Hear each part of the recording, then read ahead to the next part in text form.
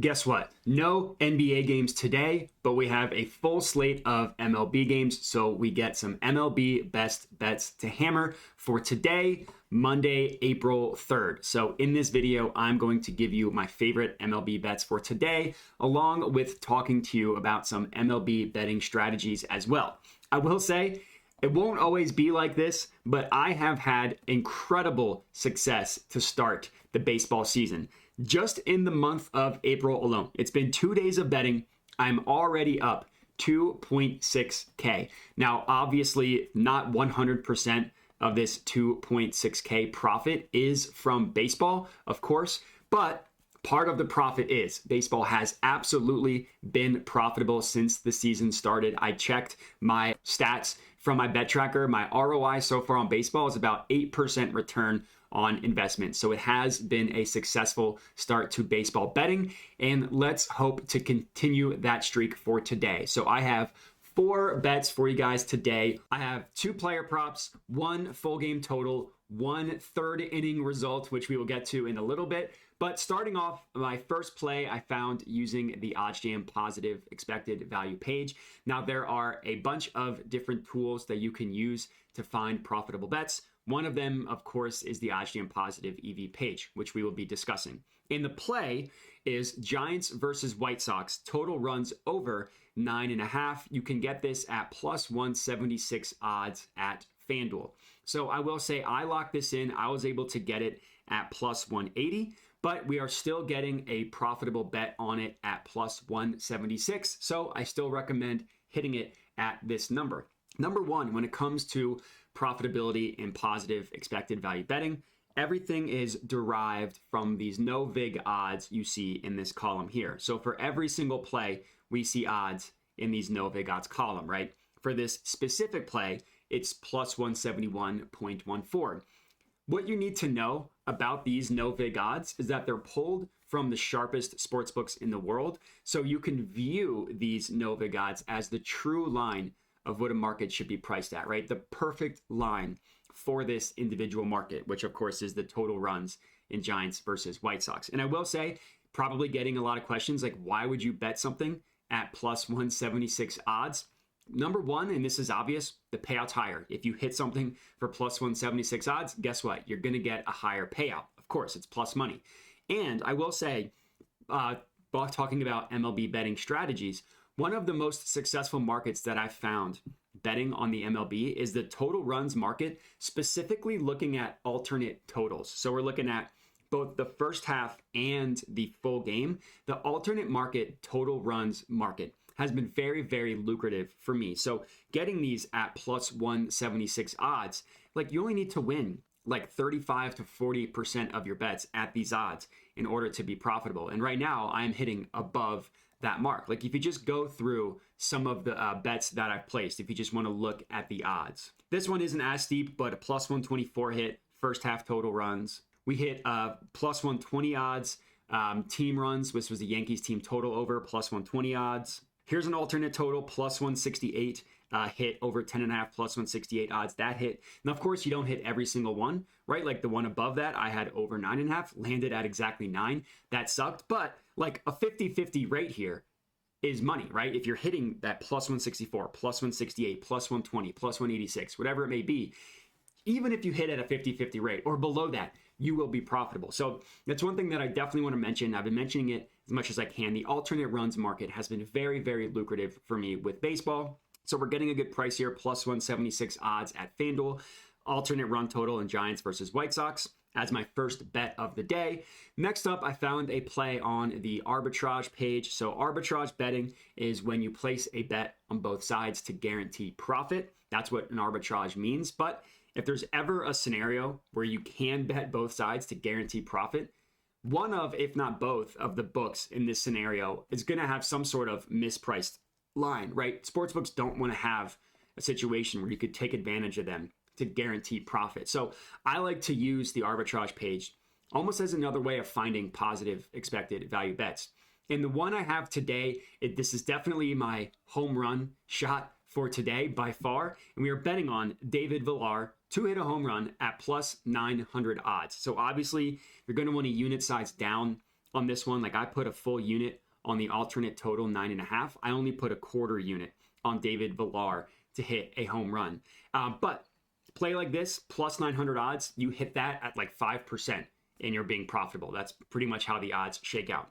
But the reason why I like this play, just look at where FanDuel prices it compared to every other book. Like literally half as much is what like BetMGM, Tipico, Fox Bet are pricing it. Even like Bet Online, Sharp Sportsbook down at plus 500. Same with DraftKings. The only book that's close is Bet Rivers at plus 800. So this plus 900 odds at FanDuel is a huge outlier. So I do try to take advantage of these monster outlier numbers as often as I can when you can get a situation like this. Now, I don't bet every single one. I try to find ones that are like really, really big outliers. I don't have a specific number. I will say if you follow Jordan Kallman on Twitter at jcollman, he is playing every single home run prop above 15% EV. That's kind of the number that he's found and it's worked out for him. I've been doing something similar. I haven't tracked it quite as closely as he has, but I do love taking these long shot plays. I did hit one on Friday, a player to hit a home run, finding it pretty much exact same value that I found on this one. So David Villar to hit a home run, small quarter of a unit, 5, 10, 15, 25 bucks, whatever a unit size is for you. Just have that be very low and take a dart throw on a game we're expecting a lot of runs to be scored based on our first bet. Why not also root for someone to hit a home run in that game as well? So my second play, absolute dart throw, David Villar to hit a home run, plus 900 odds at FanDuel. And then I found two plays on the low holds page. A low hold is similar to an arbitrage bet where you're placing a bet on both sides. But with a low hold specifically, you are betting something with a literal 0% hold between both markets. So we see like minus 130 and plus 130. The logic here is that you place a low hold bet when you have like a deposit match or you want to hit the next tier of a sportsbook's reward system, basically where you want to risk a certain amount of money on one sportsbook, but you don't want to lose money from the interaction. So basically you're just breaking even entirely, but you're getting the bonus of whatever the book is offering. Again, similar to the arbitrage page, another place to find profitable bets. You just need to click into the markets and see where the sportsbooks are pricing it. Like I found a play, same game, we're really hoping for runs scored in the Giants-White Sox game.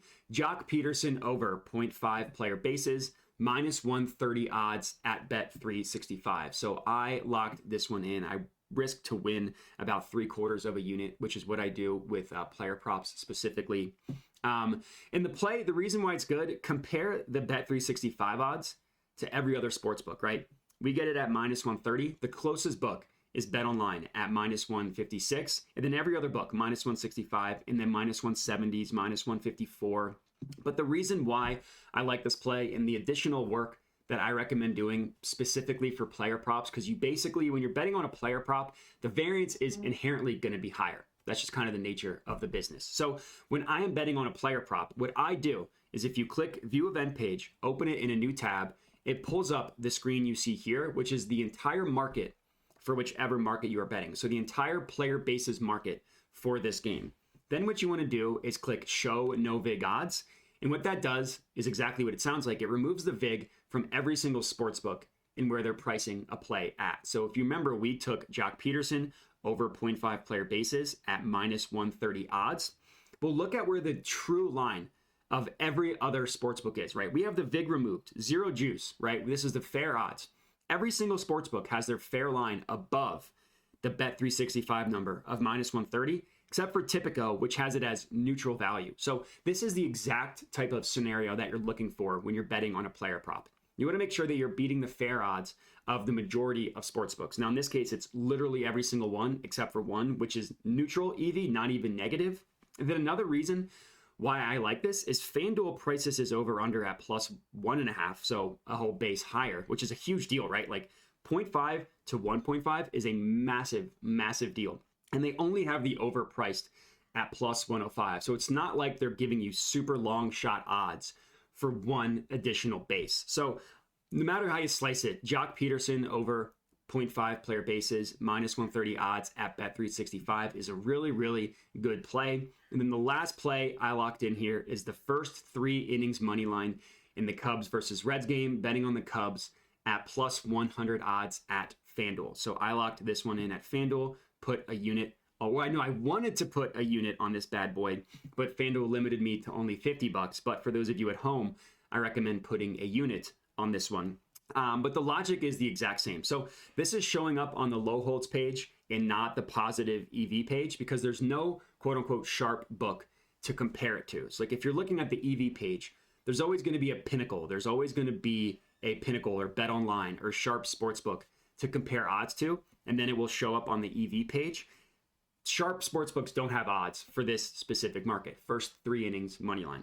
But look at where all the other books price it, right? They're all heavily favoring the over. Every single sportsbook, look at where they price it, heavily favoring the over, except for FanDuel, which is giving you plus 100. So this is a really good price that FanDuel is giving you. And just because there's no sharp sportsbook to compare it to, if 5 other sportsbooks are aligned that the over should be heavily favored and FanDuel is the clear outlier, then that means this is a good bet on FanDuel. So this is my 4th and final pick of the day. Cubs, first 3 innings money line, plus 100 odds at FanDuel. And that's it. So I know this video was a little bit longer. I appreciate those of you sticking through it. Talked a lot about strategy. If you are still watching, please remember to like, comment, and subscribe. Hit me up at my Twitter handle at JediModi. Link to that in the description of the video as well. Enjoy the games today and have a good one.